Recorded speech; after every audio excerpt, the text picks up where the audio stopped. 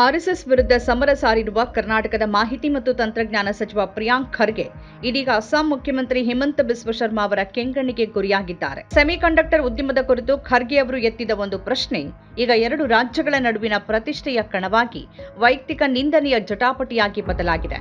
ಮೊದಲೇ ಆರ್ಎಸ್ಎಸ್ ವಿಚಾರವಾಗಿ ಪ್ರಿಯಾಂಕ್ ಖರ್ಗೆ ವಿರುದ್ಧ ಮುಗಿಬಿದ್ದಿರುವ ಬಿಜೆಪಿ ಈಗ ರಾಜ್ಯ ಕಾಂಗ್ರೆಸ್ ಸರ್ಕಾರದ ವಿರುದ್ಧವೂ ಹರಿಹಾಯ್ದಿದೆ. ಯಾರೇನ್ ಹೇಳಿದ್ರು? ಈ ಮಾತಿನ ಸಮರಕ್ಕೆ ಮೂಲ ಕಾರಣ ಏನು? ಕೇವಲ ಒಂದು ಹೇಳಿಕೆ ಇಷ್ಟೊಂದು ದೊಡ್ಡ ವಿವಾದಕ್ಕೆ ಕಾರಣ ಆಗಿದ್ದು ಹೇಗೆ? ಇದರ ಹಿಂದಿನ ರಾಜಕೀಯ ಲೆಕ್ಕಾಚಾರಗಳೇನು? ಈ ಹೊಸ ವಿವಾದದ ಕಿಡಿ ಹೊತ್ತಿಸಿದ್ದು ಸಚಿವ ಪ್ರಿಯಾಂಕ್ ಖರ್ಗೆ ಅವರ ಒಂದು ಪ್ರಶ್ನೆ. ಕರ್ನಾಟಕಕ್ಕೆ, ಅದರಲ್ಲೂ ವಿಶೇಷವಾಗಿ ಬೆಂಗಳೂರಿಗೆ ಬರಬೇಕಿದ್ದ ಸೆಮಿಕಂಡಕ್ಟರ್ ಉದ್ಯಮಗಳು ಗುಜರಾತ್ ಮತ್ತು ಅಸ್ಸಾಂನತ್ತ ಮುಖ ಮಾಡುತ್ತಿರುವ ಹಿಂದಿನ ತರ್ಕವನ್ನ ಅವರು ಪ್ರಶ್ನೆ ಮಾಡಿದ್ರು.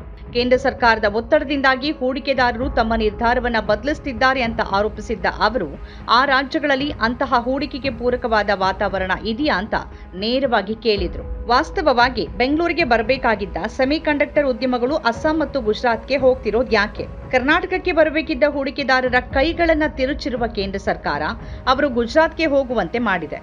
ಗುಜರಾತ್ನಲ್ಲಿ ಏನಿದೆ? ಅಲ್ಲಿ ಪ್ರತಿಭೆ ಇದೆಯಾ? ಅಸ್ಸಾಂನಲ್ಲೇನಿದೆ? ಅಲ್ಲಿ ಪ್ರತಿಭೆ ಇದೆಯಾ? ಹೀಗಂತ ಖಾರವಾಗಿ ಪ್ರಶ್ನೆ ಮಾಡಿದ್ರು. ಈ ಹೇಳಿಕೆಗೆ ರಾಜಕೀಯ ಬಿರುಗಾಳಿಗೆ ಕಾರಣ ಆಯಿತು. Why are semiconductor industries going to Assam and Gujarat when they want to come to Bangalore? I have raised this issue before. All the investment that is coming to Karnataka is being arm twisted by the central government to go to Gujarat. What is there in Gujarat? Is there talent there? What is there in Assam? Is there talent there? ತಮ್ಮ ರಾಜ್ಯದ ಪ್ರತಿಭೆ ಮತ್ತು ಸಾಮರ್ಥ್ಯವನ್ನ ನೇರವಾಗಿ ಪ್ರಶ್ನಿಸಲಾಗಿದೆ ಅಂತ ಭಾವಿಸಿದ ಅಸ್ಸಾಂನ BJP ಮುಖ್ಯಮಂತ್ರಿ ಹಿಮಂತ ಬಿಸ್ವ ಶರ್ಮಾ ಅತ್ಯಂತ ತೀಕ್ಷ್ಣವಾದ ಶಬ್ದಗಳಲ್ಲಿ ಪ್ರಿಯಾಂಕ್ ಖರ್ಗೆ ವಿರುದ್ಧ ಹರಿಹಾಯಿದ್ರು. ಪ್ರಿಯಾಂಕ್ ಹೇಳಿಕೆ ಅಸ್ಸಾಂನ ಯುವ ಜನತೆಗೆ ಮಾಡಿದ ಅವಮಾನ ಅಂತ ಬಣ್ಣಿಸಿದ ಅವರು ವೈಯಕ್ತಿಕ ನಿಂದನೆಗೂ ಇಳಿದ್ರು. ಗುವಾಹಟಿಯಲ್ಲಿ ಮಾಧ್ಯಮಗಳಿಗೆ ಪ್ರತಿಕ್ರಿಯಿಸಿದ ಅವರು ಪ್ರಿಯಾಂಕ್ ಖರ್ಗೆ ಒಬ್ಬ ಮಹಾನ್ ಮೂರ್ಖ, ಅವರು ಅಸ್ಸಾಂ ಜನತೆಯನ್ನ ಅವಮಾನಿಸಿದ್ದಾರೆ ಹಾಗೂ ಅವರ ಹೇಳಿಕೆಯನ್ನ ಕಾಂಗ್ರೆಸ್ ಇದುವರೆಗೂ ಖಂಡಿಸಿಲ್ಲ.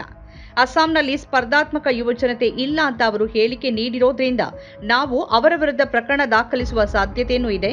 ಇದು ಅಸ್ಸಾಂ ಯುವಜನತೆಗೆ ಮಾಡಿರುವ ಅವಮಾನ ಅಂತ ಗುಡುಗಿದ್ರು. ಅಷ್ಟೇ ಅಲ್ಲ, ಅವರೊಬ್ಬ ಫಸ್ಟ್ ಕ್ಲಾಸ್ ಈಡಿಯಟ್ ಅಂತ ಜರಿದ್ರು.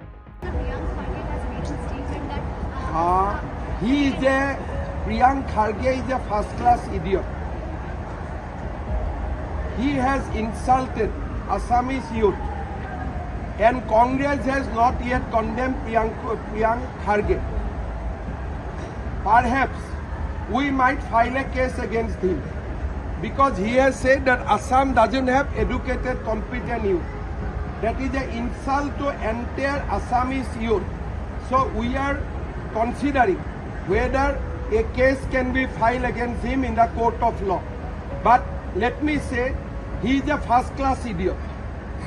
ಹಿಮಂತ ಶರ್ಮಾ ಅವರ ಈ ಕಟು ಪ್ರತಿಕ್ರಿಯೆಯ ನಂತರ ವಿವಾದ ಮತ್ತಷ್ಟು ದೊಡ್ಡದಾಯಿತು. ಇದಕ್ಕೆ ಪ್ರತ್ಯುತ್ತರ ನೀಡೋಕೆ ಪ್ರಿಯಾಂಕ್ ಖರ್ಗೆ ತಮ್ಮ ಎಕ್ಸ್ ಖಾತೆಯನ್ನ ಬಳಸಿಕೊಂಡ್ರು. ಹಿಮಂತ ಬಿಸ್ವ ಶರ್ಮಾ ಮತ್ತು ಬಿಜೆಪಿ ಎಂದಿನಂತೆ ತಮ್ಮ ಮಾತುಗಳನ್ನ ತಿರುಚುತ್ತಿದ್ದಾರೆ ಅಂತ ಆರೋಪಿಸಿದ ಅವರು ತಮ್ಮ ಹೇಳಿಕೆಯ ಹಿಂದಿನ ಉದ್ದೇಶವನ್ನ ಸ್ಪಷ್ಟಪಡಿಸಿದ್ರು. ತಮ್ಮ ಎಕ್ಸ್ ಪೋಸ್ಟ್ನಲ್ಲಿ ಖರ್ಗೆ, ನನ್ನ ಹೇಳಿಕೆ ಸ್ಪಷ್ಟ ಮತ್ತು ನಿರ್ದಿಷ್ಟವಾಗಿದೆ. ಕರ್ನಾಟಕದಲ್ಲಿ ಅತ್ಯುತ್ತಮ ಇಂಜಿನಿಯರಿಂಗ್ ಪ್ರತಿಭೆ ಮತ್ತು ಸ್ಥಾಪಿತ ಪರಿಸರ ವ್ಯವಸ್ಥೆ ಇದ್ದು ಸೆಮಿಕಂಡಕ್ಟರ್ ಕಂಪನಿಗಳು ಇಲ್ಲಿಗೆ ಬರೋಕೆ ಆಸಕ್ತಿ ವ್ಯಕ್ತಪಡಿಸಿದ್ವು. ಆದರೂ ಅವರ ಮೇಲೆ ಒತ್ತಡ ಹೇರಿ ಗುಜರಾತ್ ಮತ್ತು ಅಸ್ಸಾಂನಂತಹ ರಾಜ್ಯಗಳಲ್ಲಿ ಘಟಕಗಳನ್ನು ಸ್ಥಾಪಿಸುವಂತೆ ಮಾಡಲಾಗ್ತಿದೆ ಅನ್ನೋದರ ಬಗ್ಗೆ ನಾನು ಮಾತಾಡಿದ್ದೇನೆ ಅಂತ ಸಮರ್ಥಿಸಿಕೊಂಡ್ರು. ಇಲ್ಲಿಗೆ ಸುಮ್ಮನಾಗದ ಖರ್ಗೆ ಹೇಮಂತ್ ಶರ್ಮಾ ಅವರ ಆಡಳಿತದ ವೈಫಲ್ಯಗಳತ್ತ ನೇರವಾಗಿ ಬೊಟ್ಟು ಮಾಡಿದ್ರು. ನೀತಿ ಆಯೋಗದ ಇತ್ತೀಚಿನ ವರದಿಯ ಪ್ರಕಾರ ಸುಮಾರು 1 ದಶಕದ ಬಿಜೆಪಿ ಆಳ್ವಿಕೆಯ ನಂತರ ಅಸ್ಸಾಂ ಇಂದು ಆರೋಗ್ಯ, ಶಿಕ್ಷಣ ಮತ್ತು ಆರ್ಥಿಕ ಬೆಳವಣಿಗೆಯಂತಹ ನಿರ್ಣಾಯಕ ಅಭಿವೃದ್ಧಿ ಸೂಚ್ಯಾಂಕಗಳಲ್ಲಿ ಕೊನೆಯ 5 ರಾಜ್ಯಗಳಲ್ಲಿ ಒಂದಾಗಿದೆ. ಶರ್ಮಾ ಬೆಳೆಯಲು ಬಿಟ್ಟ ಏಕೈಕ ವಿಷಯ ಅಂತಂದ್ರೆ ಅವರ ಸ್ವಂತ ಸಂಪತ್ತು ಅಂತ ತೀವ್ರ ವಾಗ್ದಾಳಿ ನಡೆಸಿದ್ರು. ಪ್ರತಿಯೊಂದು ಪ್ರಮುಖ ಹಗರಣ ಅಥವಾ ಭ್ರಷ್ಟಾಚಾರ ಪ್ರಕರಣ ಅವರ ಮನೆ ಬಾಗಿಲಿಗೆ ಬರ್ತಿರುವಂತೆ ತೋರುತ್ತೆ. ಆದರೆ ಅಸ್ಸಾಂನ ಯುವಕರು ಉದ್ಯೋಗ ಅಥವಾ ಅವಕಾಶಗಳಿಲ್ಲದೆ ಉಳಿದಿದ್ದಾರೆ. ನನ್ನ ಹೇಳಿಕೆಗಳನ್ನ ರಾಜಕೀಯವಾಗಿ ತಿರುಗಿಸುವ ಮೂಲಕ ತಮ್ಮ ವೈಫಲ್ಯಗಳನ್ನ ಮುಚ್ಚಿಕೊಳ್ಳೋಕೆ ಪ್ರಯತ್ನಿಸುವ ಬದಲು ಅವರು ತಮ್ಮ ರಾಜ್ಯದ ಯುವಜನರಿಗೆ ಏನ್ ಮಾಡಿದ್ದಾರೆ ಅಂತ ತಮ್ಮನ್ನ ತಾವೇ ಪ್ರಶ್ನೆ ಮಾಡಿಕೊಳ್ಬೇಕು.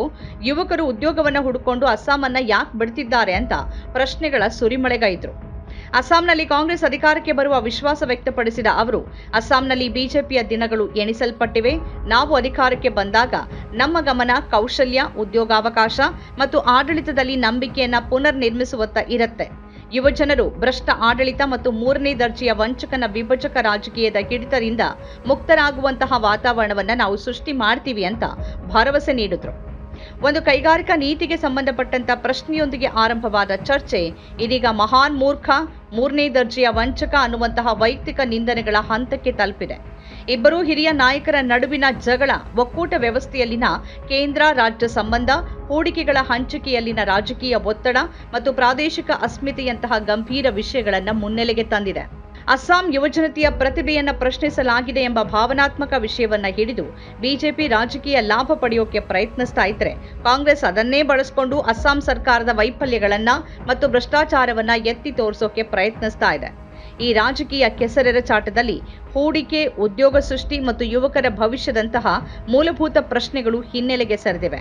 ಈ ವಾಕ್ಸಮರ ಇಲ್ಲಿಗೆ ನಿಲ್ಲತ್ತಾ ಅಥವಾ ಮುಂಬರುವ ದಿನಗಳಲ್ಲಿ ಮತ್ತಷ್ಟು ತಾರಕಕ್ಕೇರತ್ತಾ ಅನ್ನೋದನ್ನ ಕಾದ್ ನೋಡ್ಬೇಕಿದೆ.